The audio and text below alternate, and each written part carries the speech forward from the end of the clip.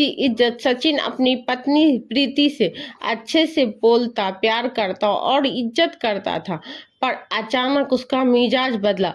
उसका चिल्लाना और प्रीति के को बेइज्जत करना शुरू कर दिया था। प्रीति कुछ दिनों से देखती थी कि वो जो कपड़े प्रेस करती, वो कभी शर्ट जली होती तो कभी खाने में नमक तेज होती। इससे उसके पति से उसे जलील होना होता। चाहे वह पति का रुमाल हो या मोजे, हर चीज वो अपनी जगह पर रखती थी।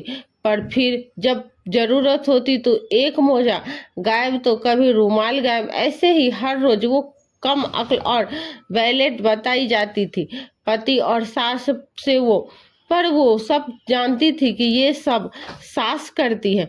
उनका हर काम बिगाड़ती थी क्योंकि वो नहीं चाहती थी कि पति की वो नजर में बहू अच्छी हो।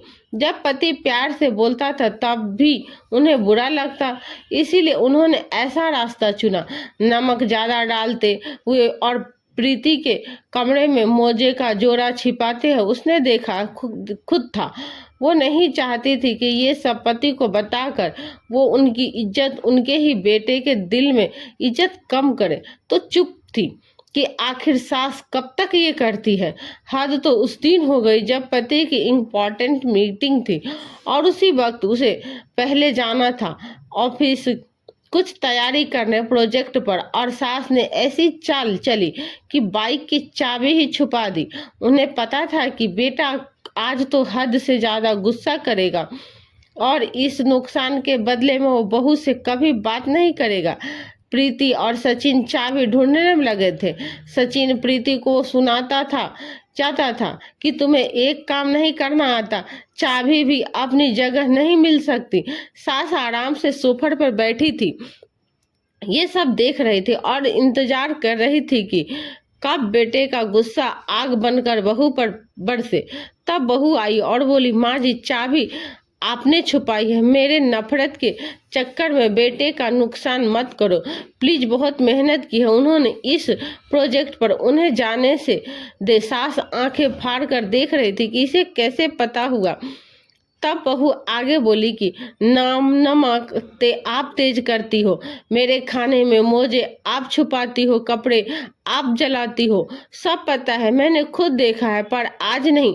माँ इतने दिन से चुप थी कि कोई बात नहीं, पर आज बात मेरे पति की इज्जत और मेहनत की है और मैं वो बर्बाद नहीं होने दूंगी। आपकी इज्जत उनके दिल में बनी रहे। तो चुप थी, पर आज सब बता दूंगी, चाबी दे दीजिए। सास की आंखें भर आई कि बहू ने मेरे बारे में इतना सोचा और मैं चलती थी इसको ही इज्जत बेइज्जत लुटवाने, इसे बेटे की नजरे में गिराने। इसने तो मुझे मेरी ही नजर में गिरा दिया। सास ने बहू को चाबी दे दी और हर गलत काम की उस दिन से बंद कर दी। उसके बाद से वो हर गलत काम करना बंद कर दी।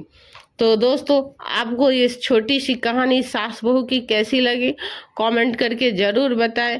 क्या ये सास ठीक करती थी? पेज को फॉलो करना ना भूले। धन्यवाद।